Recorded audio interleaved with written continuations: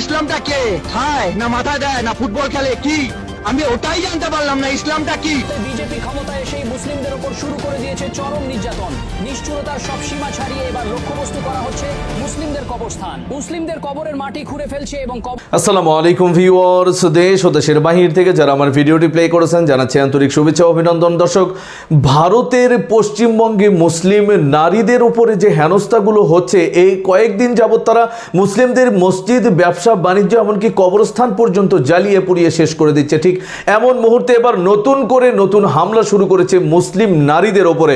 ঘর থেকে রাতের অন্ধকারে, দিনের রাস্তা থেকেও পর্যন্ত তাদেরকে অপহরণ করে নিয়ে যাওয়া হচ্ছে।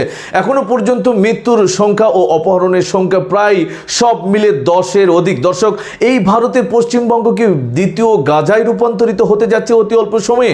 কে বাঁচাবে ভারতীয় মুসলিমদেরকে? শেষ বিজয় থালাপতি এবার মুসলিমদের জন্য বড় ঢাল হয়ে দাঁড়িয়েছেন ভারতবর্ষে। তামিলনাড়ুর নয় মুখ্যমন্ত্রী শপথ গ্রহণ পর থেকেই তিনি মুসলিমদের অধিকার ও নিরাপত্তা নিয়ে বিজেপিকে ব্যাপকভাবে সতর্ক করে যাচ্ছেন। দর্শক, সর্বশেষ আপডেট জানবো আমরা রিপোর্টে। সো ভিডিওতে যাওয়ার আগে ছোট রিকোয়েস্ট করবো, যারা চ্যানেলটি সাবস্ক্রাইব করেননি, সকল আপডেট সবার আগে জানতে অবশ্যই চ্যানেলটি সাবস্ক্রাইব করে পাশে রাখবেন। দর্শক, আসুন স্ক্রিনে। ইসলামটা কে? খায় না মাথায় দেয় না ফুটবল খেলে কি? আমি ওটাই জানতে পারলাম না ইসলামটা কি। ইসলামকে জিজ্ঞাসা করছি, ইসলামটা কি তোমরাই বলো। এসেছিল পৃথিবীতে কিভাবে? তারপরে রূপ সাজ গোজ দিয়ে একটা ধর্ম যেটা মানুষের দ্বারা সৃষ্টি আবার মানুষকেই শেষ করছে, যার পূর্বপুরুষ হিন্দু। আমরা ইসলাম মুক্ত ভারতবর্ষ করতে চাই। আমাদের আজকে ইসলাম মুক্ত ভারত আমাদের দরকার। ইসলাম মুক্ত না করলে আমাদের মা বোনদের বাঁচানো যাবে না, সনাতনী ভাই বোনদের বাঁচানো যাবে না, মঠ মন্দির বাঁচানো যাবে না, দেবতার পুজো করতে পারবো না। আর এ তো সামান্য ব্যাপার। ৭০টা দাপরে শয়তান বিনাশ হয়েছে, কলিতে বিনাশ হবে। কলিতে কারা বিনাশ করবে? সাধু সন্ত বিনাশ করবে। বিনাশকারী সামনে চলে এসছে, ওদের সময় হয়ে এসছে। মমতা ব্যানার্জি হুঁশিয়ার। গোটা ভারতবর্ষে 1 কোটি নাগা সন্ন্যাসী আছে, যেটা আমরা মুঘলের সঙ্গে লড়াই করেছিলাম। সারা বিশ্ব বলছে ইসলাম মুক্ত ভারত। যে ভারত সারা বিশ্বকে পতাকাচ্ছে, সেই ভারতকে রক্ষা করতে সারা বিশ্ব দাঁড়িয়ে গেছে। এরপরে বন্ধুরা, হিন্দুরা জাগো, কেন ইসলাম মুক্ত ভারত বিশ্ব চাইছে? ব্রেকিং নিউজ, ভারতে বিজেপি ক্ষমতায় এসেই মুসলিমদের উপর শুরু করে দিয়েছে চরম নির্যাতন।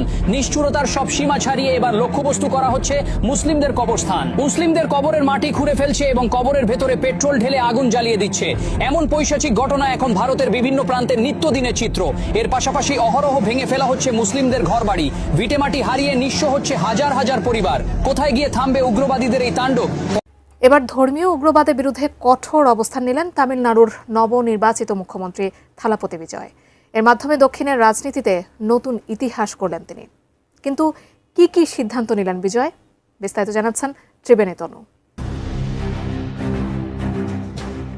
অভিনয়ের আঙিনা ছেড়ে রাজনীতির ময়দান, দুই জায়গাতেই তিনি এখন আলোচনার তুঙ্গে। তামিলনাড়ুর নবনির্বাচিত মুখ্যমন্ত্রী জোসেফ বিজয় দায়িত্ব নিয়েই সাফ জানিয়ে দিলেন, নাগরিক অধিকার রক্ষায় কোনো আপোষ করবেন না তিনি। 12 মে সকালে এক বার্তায় কড়া হুঁশিয়ারি দিয়ে বিজয় বলেন, তার রাজ্যে কোনো ধর্মীয় বিভেদ বরদাস্ত করা হবে না। তিনি আরও বলেন, অপরাধী যে ধর্মেরই হোক না কেন, কাউকে বিন্দুমাত্র ছাড় দেওয়া হবে না। মূলত দেশটির কিছু উগ্রবাদীদের হাতে মুসলিম, খ্রিস্টান সহ অন্যান্য সংখ্যালঘুরা প্রায়শই নির্যাতনের শিকার হন। এই ঘোষণার মাধ্যমে বিজয় প্রমাণ করলেন, তার সরকার হবে সব ধর্মের মানুষের আশ্রয়স্থল। তবে শুধু সতর্কবার্তা দিয়ে ক্ষান্ত হননি 51 বছর বয়সী এই অভিনেতা ও রাজনীতিবিদ।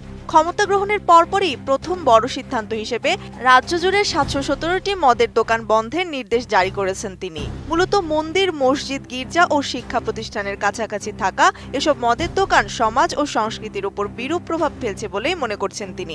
ক্ষমতা নিয়েই খড়গহস্ত মুখ্যমন্ত্রী থালাপতি 717টি মদের দোকান বন্ধের নির্দেশ। বন্ধের কেন? রাজ্য জুড়ে ধর্মীয় প্রতিষ্ঠান, শিক্ষা প্রতিষ্ঠান এবং বাস স্ট্যান্ডের 500 মিটারের মধ্যে যেসব সরকার পরিচালিত মদের দোকান আছে, সেগুলো আগামী 2 সপ্তাহের মধ্যে বন্ধ করে দিতে হবে। এর ফলে 717টি মদের দোকানের কার্যক্রম বন্ধ হয়ে যাবে। এটা জনগণের কল্যাণে এই পদক্ষেপটা নিয়েছে। দেখেন, এটাও একটা পবিত্রতা রক্ষা করছে। যদিও ধর্মীয় দিক থেকে তো তারা আর এই ধরনের কার্যক্রম করে না, কিন্তু এই যে মদের দোকান যে থাকা উচিত না শিক্ষা প্রতিষ্ঠান, ধর্মীয় প্রতিষ্ঠান বা বাস স্ট্যান্ডের আশেপাশে, এটা কিন্তু তিনি নিশ্চিত করলেন।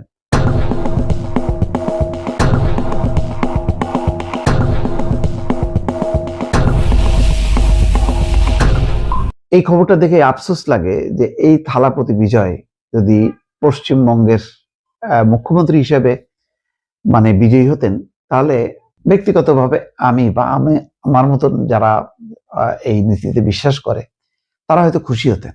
কারণ দেখেন, যখন থালাপতি বিজয় বলছেন 200 ইউনিট পর্যন্ত বিদ্যুৎ ফ্রি, নারীদের রক্ষায় বিশেষ বাহিনী গঠন করা হবে, তখন মুখ্যমন্ত্রী শুভেন্দু অধিকারী প্রথম বৈঠকে মন্ত্রিসভার সিদ্ধান্ত দিলেন 45 দিনের মধ্যে কাঁটাতারের বেড়া বাকি যে অংশ আছে সেই অংশ নির্মাণ করতে হবে। বন্দুকটাকে তো তাক করলেন বাংলাদেশের দিকে। তার মানে সে যে কত বড় বাংলাদেশ বিরোধী, এবং তার ধারণা যে বাংলাদেশ থেকে দলে দলে প্রতিনিয়ত মানুষজন সেখানে অনুপ্রবেশ করে, এবং অনুপ্রবেশকারী হিসেবে তৃণমূল সরকারের পতন ঘটানো, তাদেরকে চিহ্নিত করা, এবং ইতিমধ্যে সেখানে তৃণমূলের মন্ত্রীদেরকে গ্রেপ্তারও শুরু করছে। থালাপতি বিজয় দেখেন, না কোনো গ্রেপ্তার টেপ্তার না, সে কি করবে, সে ধর্ম নিরপেক্ষ নীতি নিয়ে সবাইকে নিয়ে কাজ করবে, সেই অঙ্গীকারটা ব্যক্ত করছে। পাশাপাশি একই বিধানসভা নির্বাচনে 3টা না 4টা, আসাম, তারপরে তামিলনাড়ু, পশ্চিমবঙ্গ এবং আর একটা 4টা বিধানসভা নির্বাচনে মধ্যে সবচেয়ে এখন আলোচিত হচ্ছে থালাপতি বিজয়। তার যে এই যে একজন তিনি চলচ্চিত্রের নায়ক ছিলেন, এখন তিনি রাজনীতির নায়কে পরিণত হয়েছে। আর শুভেন্দু অধিকারী বা হিমন্ত শর্মা, আসামের হিমন্ত শর্মা তো ভিলেন ছিল, তার সাথে একটা বিজয়ী ভিলেন হিসেবে শুভেন্দু অধিকারীর আবির্ভাব ঘটল। আমি থালাপতি বিজয়ের অনেক কর্মকাণ্ড দেখছি যে বাংলাদেশের প্রধানমন্ত্রী তারেক রহমানও দেখেন ক্ষমতা এসে কিন্তু ধরপাকড় এগুলির মধ্যে নাই। পুরনো রাজনীতিক সমালোচনা করা, নিন্দা করা, প্রতিহিংসার চর্চা করা না, বরং কি করবে সামনে। দর্শক, স্ক্রিনে আমরা সে সম্পর্কে বিস্তারিত জানাবে বিষয়ে আপনাদের মতামত কমেন্টে জানান। কেউ ভিডিওটি স্কিপ করবেন না। তামিলনাড়ুর নয়া মুখ্যমন্ত্রী হওয়ার পর থেকেই ভারতে একের পর এক রূপান্তকর ও অবিশ্বাস্য সিদ্ধান্ত গ্রহণ করছেন থালাপতি বিজয়। দর্শক, সর্বশেষ আরো বিস্তারিত জানবো আমরা রিপোর্টে। স্ট্যান্ডের 500 মিটারের মধ্যে যেসব সরকার পরিচালিত মদের দোকান আছে, সেগুলো আগামী 2 সপ্তাহের মধ্যে বন্ধ করে দিতে হবে। এর ফলে 717টি মদের দোকানের কার্যক্রম বন্ধ হয়ে যাবে। এটা জনগণের কল্যাণে এই পদক্ষেপটা নিয়েছে। দেখেন, এটাও একটা পবিত্রতা রক্ষা করছে। যদিও ধর্মীয় দিক থেকে তো তারা আর এই ধরনের কার্যক্রম করে না, কিন্তু এই যে মদের দোকান যে থাকা উচিত না শিক্ষা প্রতিষ্ঠান, ধর্মীয় প্রতিষ্ঠান বা বাস স্ট্যান্ডের আশেপাশে, এটা কিন্তু তিনি নিশ্চিত করলেন।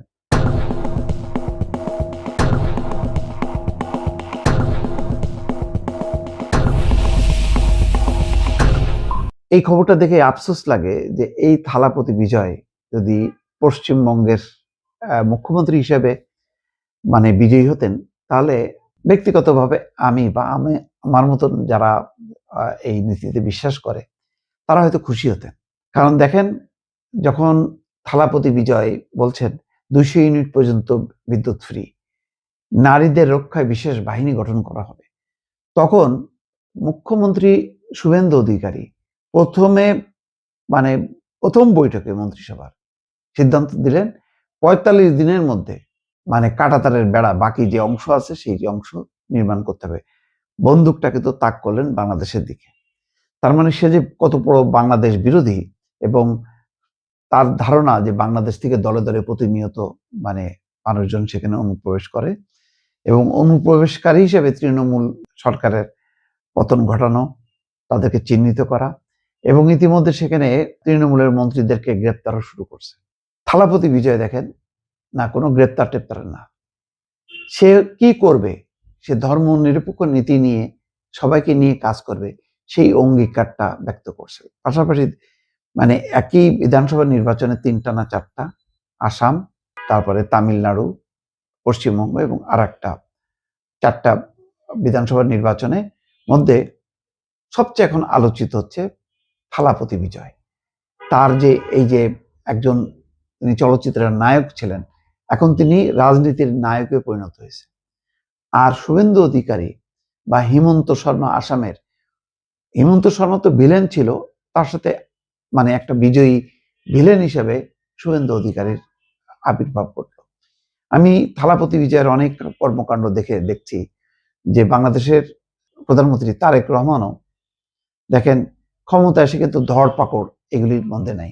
পুরনো রাজনীতিক সমালোচনা করা, মানে নিন্দা করা, প্রতিহিংসার চর্চা করা না। স্ক্রিনে আমরা সে সম্পর্কে বিস্তারিত জানলাম। সো ভিডিও এই পর্যন্ত, ভালো লাগলে লাইক এন্ড কমেন্ট করবেন। দেশের সকল আপডেট সবার আগে জানতে অবশ্যই চ্যানেলটি সাবস্ক্রাইব করে পাশে রাখবেন। দেখা হবে পরবর্তী ভিডিওতে ইনশাআল্লাহ। আসসালামু আলাইকুম ওয়া রাহমাতুল্লাহ।